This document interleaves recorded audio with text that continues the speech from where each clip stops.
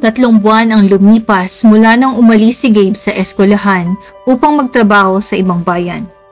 Bagamat mahirap ang kanilang kalagayan, pareho silang nangakong panatilihin ang komunikasyon. Naging sandigan nila ang mga liham at tawag sa telepono upang manatiling konektado sa isa't isa.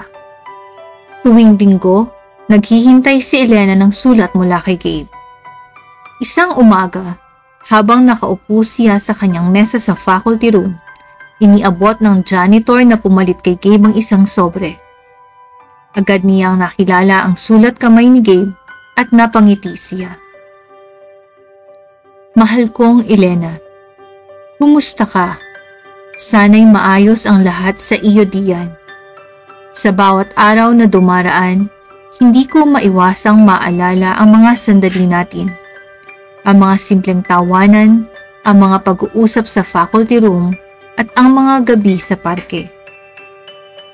Dito sa bagong trabaho ko, abala rin ako. Iba ang hamon, pero iniisip kong ginagawa ko ito para sa atin, para sa mas magandang kinabukasan.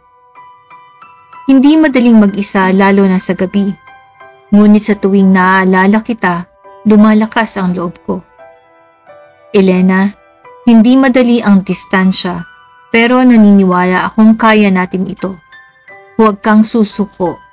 Nandito lang ako, palaging nagmamahal at umaasa. Hanggang sa muli nating pagkikita. Habang binabasa ni Elena ang liham, tumulo ang luha niya. Hindi dahil sa lungkot, kundi dahil sa tibay ng pagmamahal na nararamdaman niya mula kay Gabe. Pinangangako niya sa sarili niyang magiging matatag, gaano man kahirap ang sitwasyon.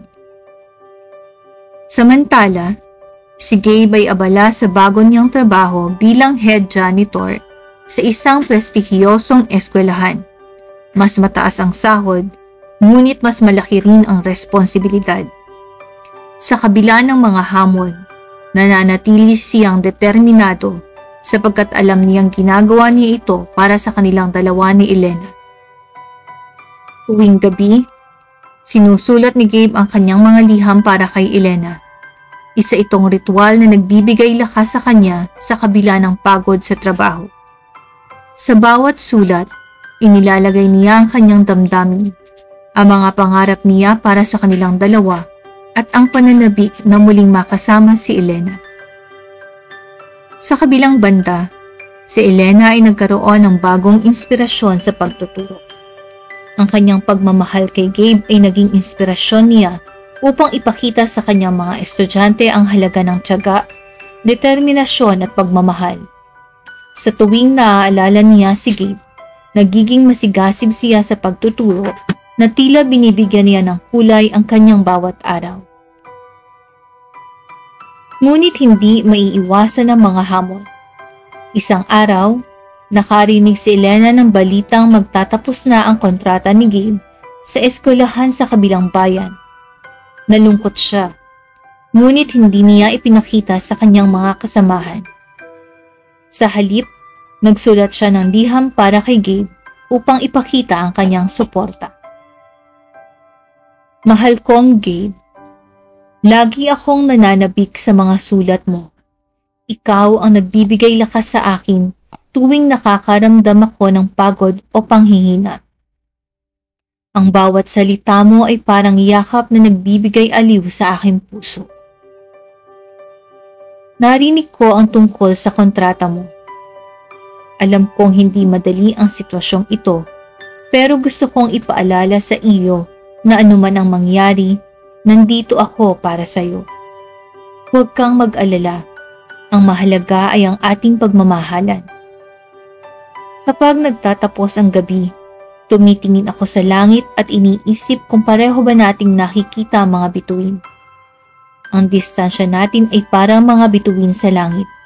Malayo, pero konektado pa rin. Mahal kita, Gabe, at hindi magbabago iyon.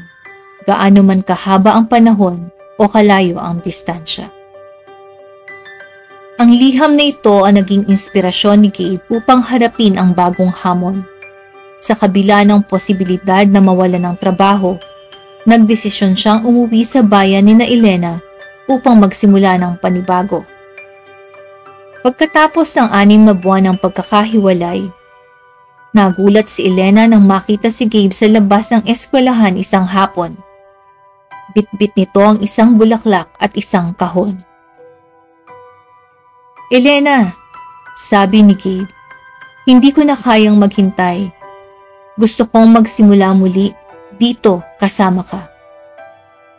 Hindi napigilan ni Elena ang kanyang tuwa. Tumakbo siya papalapit kay Gabe at niyakap ito ng mahigpit.